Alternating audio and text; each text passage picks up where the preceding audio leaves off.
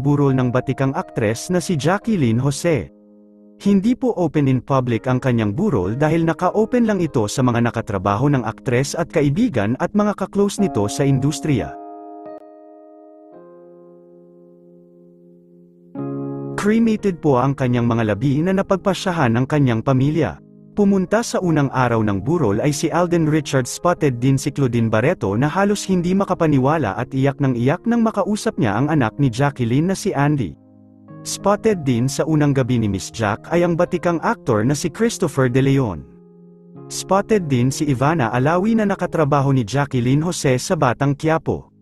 Spotted din na pumunta ang dating boyfriend ni Andy Eigenman na si Jake Ejercito na ama ng kanyang panganay na anak na si Ellie. Narito ang mga kaganapan sa unang burol ng batikang aktres na si Jacqueline Jose.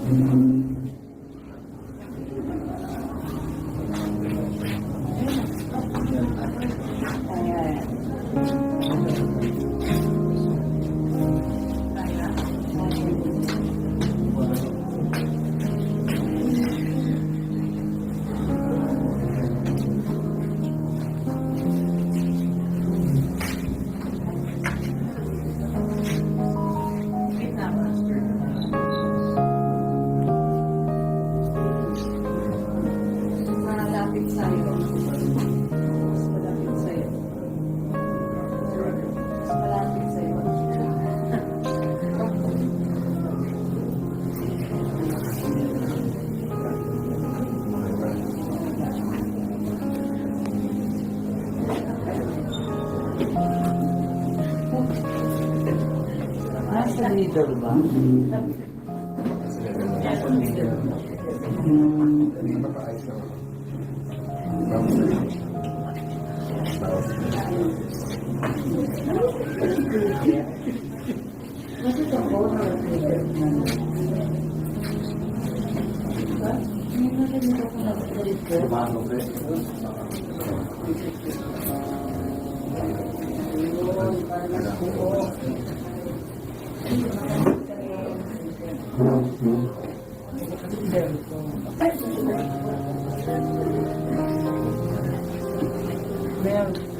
May bitrikat sound ba yung phone mo?